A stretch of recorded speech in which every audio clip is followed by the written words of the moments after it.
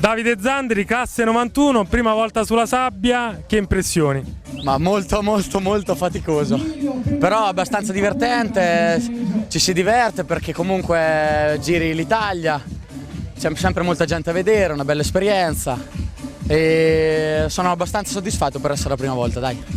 Quest'Almafano che squadra è? Che gruppo è? Abbiamo visto che combattete in campo, avete tanta cattiveria mettete in campo. Sì, basiamo tutto diciamo su quello perché non avendo campi a disposizione, il tempo, lavoriamo quasi tutti, quindi diciamo che è una cosa più basata sul divertimento e la voglia di partecipare che ne professionismo, poi quello che viene viene.